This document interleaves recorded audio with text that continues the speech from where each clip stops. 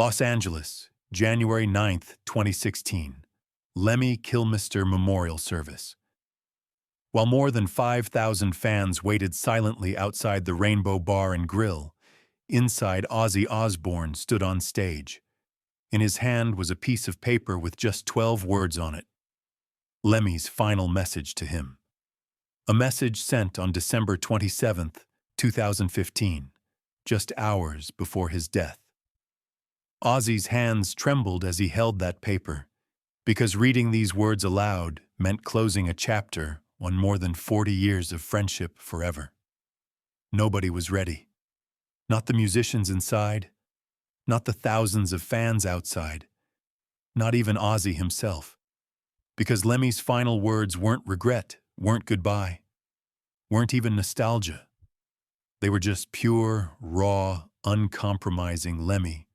And when Ozzy read those words, 5,000 people started crying at the same time.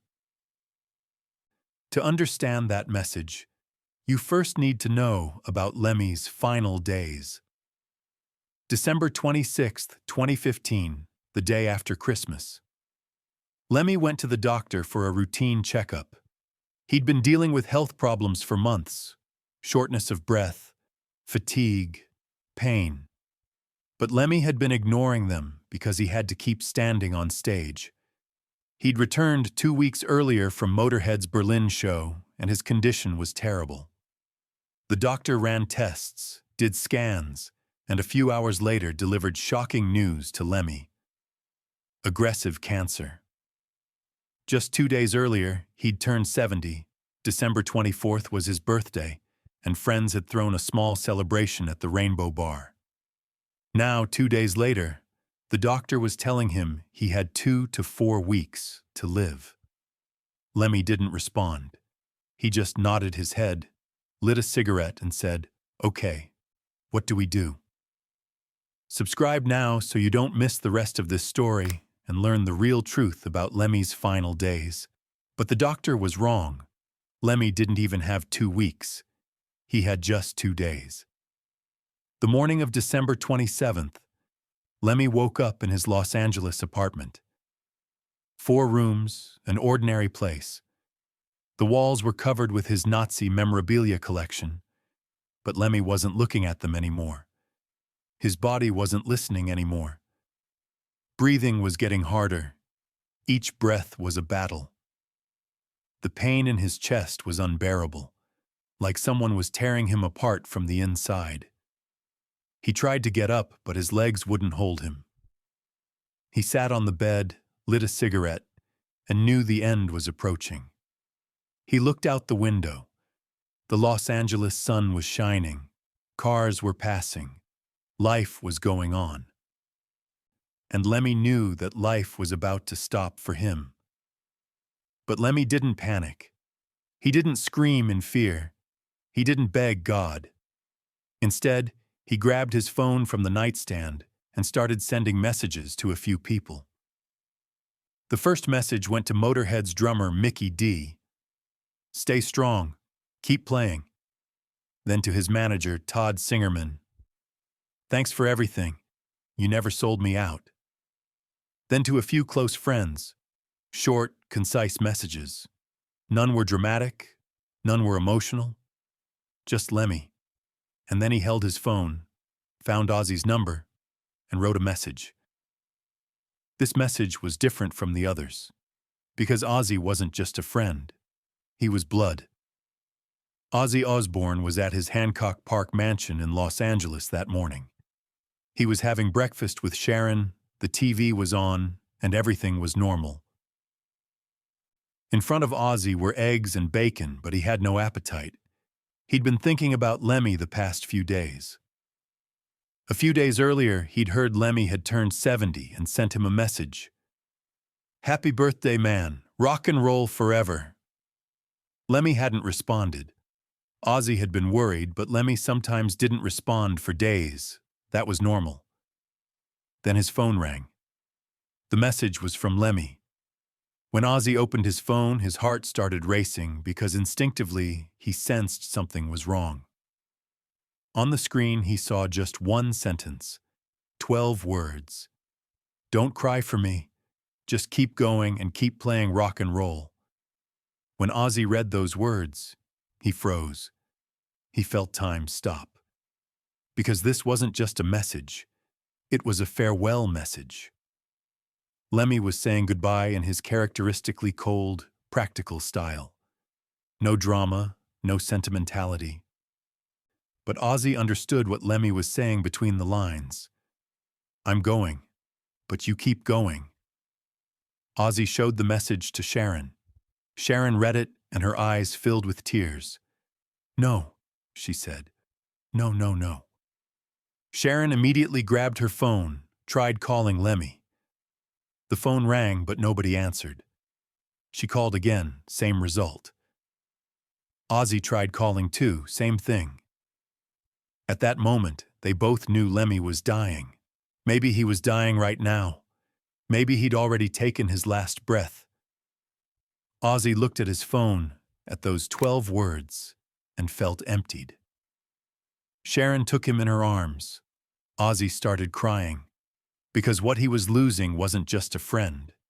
It was his brother, someone he'd spent 40 years with, who'd saved his life several times, with whom he'd spent countless nights at the Rainbow Bar.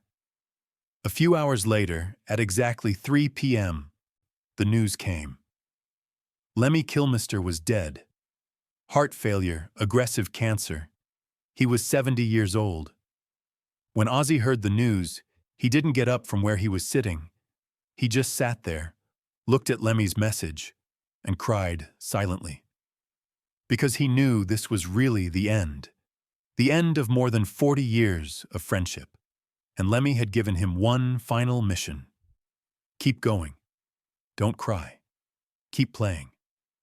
Lemmy's death shocked the rock world. From Metallica to Slash, from Dave Grohl to Joan Jett, everyone was in mourning. But nobody was as devastated as Ozzy.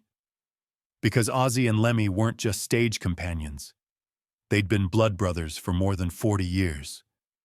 That night at the Rainbow Bar, in 1983, when Lemmy found Ozzy unconscious in the bathroom and brought him back to life, an unbreakable bond had formed between them. But their friendship hadn't started there. Earlier, in the 70s, when Lemmy was still with Hawkwind and Ozzy was with Black Sabbath, they'd met. Back then, they were both young, wild, and out of control. They'd run into each other at bars in London, drink together, and talk for hours about music. Ozzy would watch Lemmy's bass playing with admiration. Lemmy saw Ozzy's stage performance as legendary. As the years passed, their paths crossed frequently. When Ozzy was fired from Black Sabbath, Lemmy was one of the first to call him. Fuck them. Start your own band. When Lemmy was fired from Hawkwind, Ozzy gave him the same advice back. Both had been rejected, betrayed, and abandoned. But both had gotten back up and created their own legends. This had brought them closer. Throughout the 80s, when they both started living in Los Angeles, the Rainbow Bar became their office. They'd meet there several times a week. Sometimes they'd talk, sometimes they'd just drink. Sometimes Lemmy would listen to Ozzy's drunk stories and laugh. Sometimes Ozzy would listen to Lemmy's theories about speed and be amazed. Once, in '87, Ozzy was experiencing stage fright. Sharon was putting pressure on him. The media was criticizing him. And Ozzy was about to lose himself. Lemmy found him at the Rainbow, sat next to him, and just said this: "Millions love you, thousands criticize you. Which one are you going to focus on?" Ozzy gave his performance on stage that night, because Lemmy had reminded him keeping going was the only option. In the 90s, Ozzy's family expanded, his kids grew up, and his life changed. But Lemmy didn't change. Still the same corner, same Jack Daniels, same poker machine. When Ozzy visited him, Lemmy never asked about family. He'd just say, "How you doing?" And that was comfort for Ozzy, because while the world saw him as Ozzy Osbourne reality show star, Lemmy saw him as just Ozzy friend. In the 2000s, both started aging. Ozzy had health problems, Lemmy did too, but neither quit the stage. Once, in 2010, Ozzy asked Lemmy, "Ever think about quitting?" Lemmy answered, "No, because if I quit, I die. Music keeps me alive." Ozzy nodded. He felt the same way. And now, in 2015, Lemmy was gone. 40 years of friendship had ended with a message, but that message carried the essence of their friendship. Don't cry. Keep going. The memorial service was held on January 9th, 2016, at the Rainbow Bar and Grill. Because the Rainbow was Lemmy's second home, maybe his first. Motorhead's manager Todd Singerman was handling the organization. Close friends gathered inside, and hundreds of people from the music industry attended. But outside, along the Sunset Strip, more than 5,000 fans were waiting. Lemmy lovers, Motorhead fans with tattoos on their arms, young musicians dressed in black leather, old rockers in vests. They were all there. Some had come from the other side of the world, from Japan, from Germany, from England. All for Lemmy. The inside of the Rainbow Bar was filled with Lemmy's memories. The walls were covered with his photos. Young Lemmy with Hawkwind. Middle-aged Lemmy on world tours with Motorhead. Old Lemmy playing poker at that bar stool. Everyone was quiet. Some were crying, some were laughing, some were sharing memories. Many people would speak at the service. Metallica's drummer Lars Ulrich, Motorhead's guitarist Phil Campbell, drummer Mickey D, manager Todd Singerman. But everyone was waiting for Ozzy. Because everyone knew the bond between Ozzy and Lemmy went deeper than the stage. When Ozzy took the stage, there was heavy silence inside. Ozzy's face was pale. His eyes were bright red. He looked like he hadn't slept in 10 days.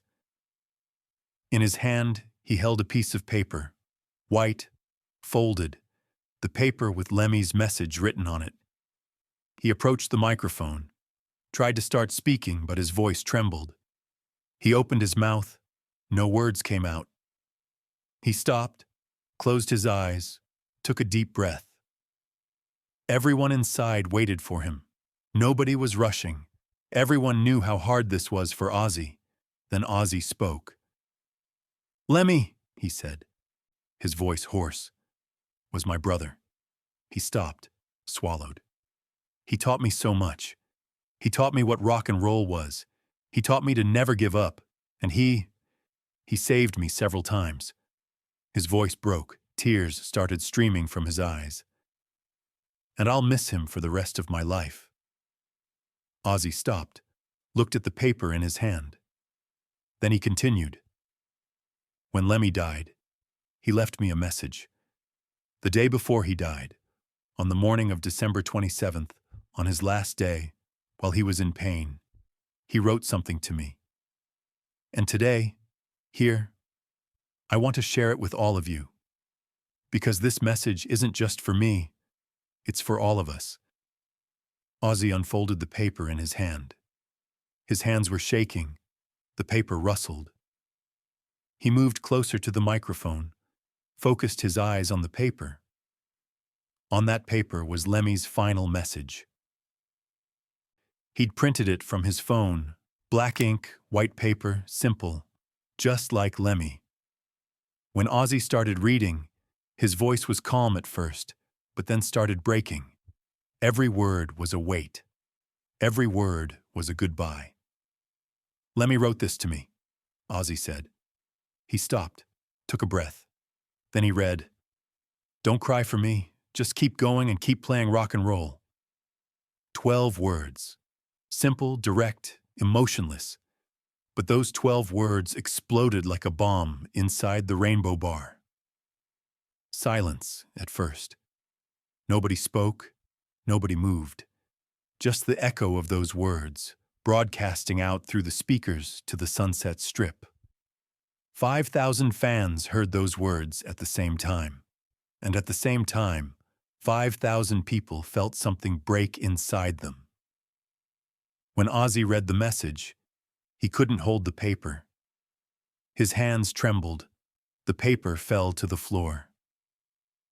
He bowed his head, brought his hands to his face, and started crying silently. His shoulders were shaking. In front of the microphone, exposed to the world, and Ozzy had collapsed. There were a few seconds of silence. Then, inside the Rainbow Bar, applause started. But this wasn't normal applause. It was tearful, choked, emotional, broken applause. Metallica's drummer Lars Ulrich stood up, tears streaming from his eyes. He was clapping, but also crying. Slash was sitting in the corner, wiping his eyes, shaking his head. Dave Grohl had buried his hands in his face. His shoulders were shaking. Joan Jett was in the front row. Her makeup had run, but she'd stood up and was applauding. Mickey D, Motorhead's drummer, was on stage, came to Ozzy, hugged him. The two of them there, in front of the microphone, held each other and cried. And outside on the Sunset Strip, 5,000 fans started crying silently at the same time. Some dropped to their knees. Some raised their arms to the sky. Some chanted Lemmy's name.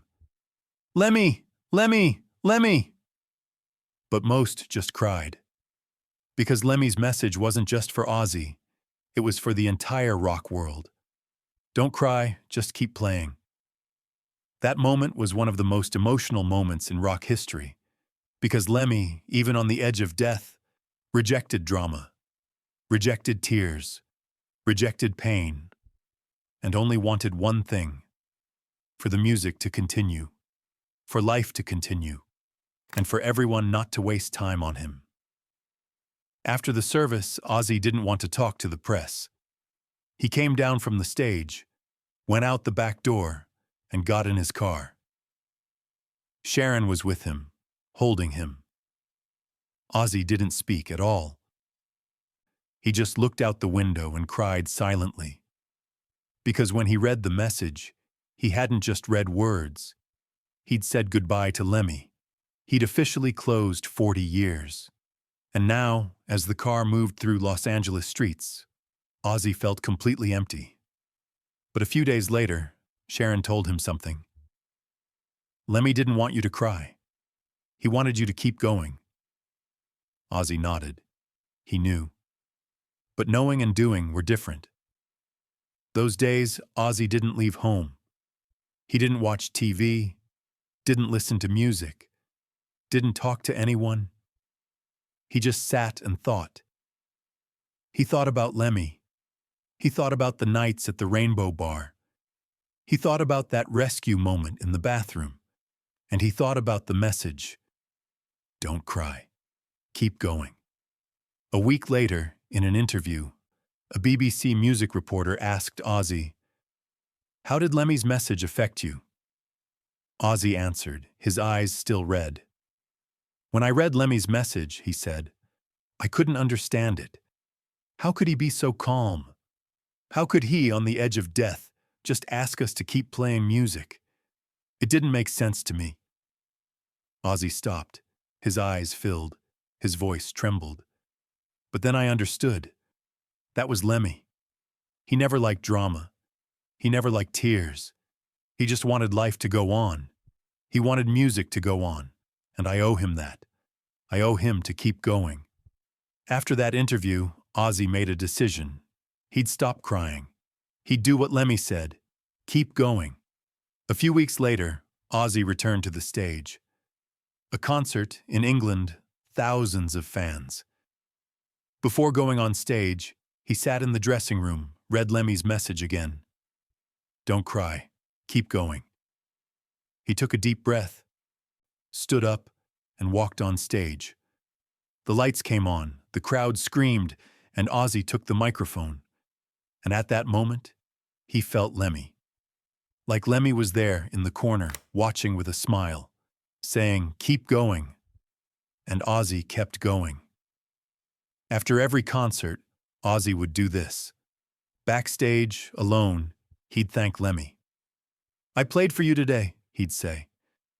Nobody heard, but Ozzy knew Lemmy was hearing, because Lemmy might have been gone, but his spirit was still there.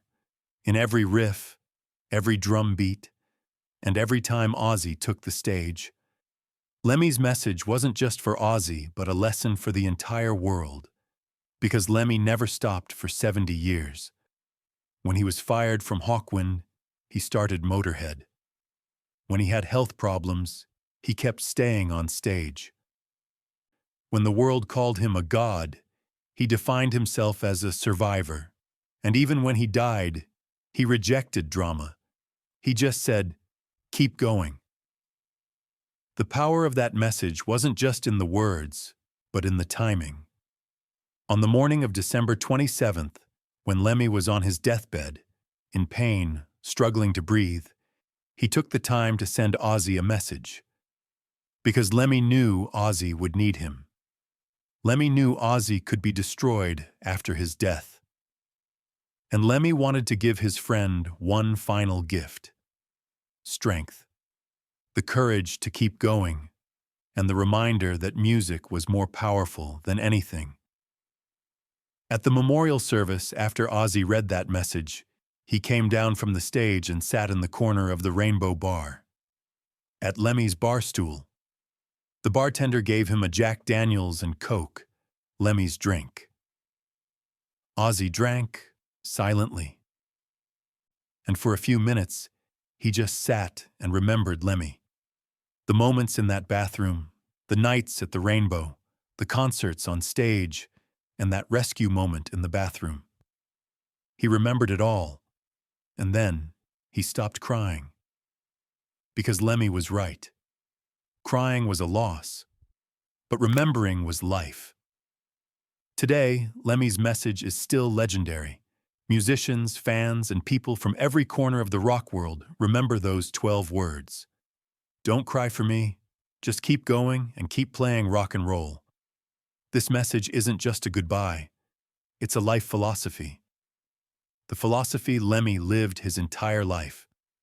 Never give up, never make drama, just keep playing. Ozzy never forgot that message. Every time he performs, before stepping up to the microphone, he repeats those words to himself. Keep going, keep playing. Because Lemmy told him to. And Ozzy owes Lemmy that. 40-plus years of friendship, started in a bathroom, continued at the Rainbow Bar, and sealed forever with a message. The memorial outside the Rainbow Bar still stands. Fans come there, leave flowers, and remember Lemmy. But now they're not just remembering Lemmy. They're also remembering that message. Because Lemmy's final words are the essence of rock and roll. Don't cry. Just keep going. Lemmy Kilmister died on December 28, 2015. But his spirit keeps living in that message. In every musician who takes the stage, in every fan who visits the Rainbow Bar, and in every Ozzy Osbourne concert. Because Lemmy's legacy isn't just ace of spades. It's never giving up, never making drama, and despite everything, keeping on playing. When Ozzy read that message on January 9, 2016, 5,000 people cried. But today, that message inspires millions. Because Lemmy taught us that life doesn't stop, music doesn't stop, and real friendship continues even after death. Lemmy's final message to Ozzy is one of the most powerful moments in rock history. Because it's not just a goodbye, it's a life lesson. And Ozzy will never forget that lesson. On every stage, in every note, and with every sip of Jack Daniels, he'll remember Lemmy, and he'll keep going. Because that's what Lemmy wanted. This wasn't just a message. It was the final gift of more than 40 years of friendship. and that gift will live forever. Years after that memorial service, the impact of Lemmy's 12 words continues to ripple through the rock world. Young musicians who never even met Lemmy now tattoo those words on their arms. Guitar players write them on their amplifiers. Drummers stick them to their kits. Because "Don't cry for me, just keep going and keep playing rock and roll" isn't just Lemmy's message anymore. It's become the unofficial code of every musician who refuses to quit. Sharon Osbourne later said in a documentary about Lemmy that she'd never seen Ozzy so broken as he was the day that message arrived.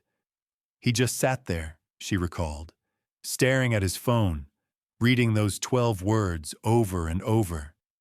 And I knew what Lemmy was doing. He was giving Ozzy permission to live, permission to keep going, because Ozzy would have destroyed himself with guilt if Lemmy hadn't sent that message.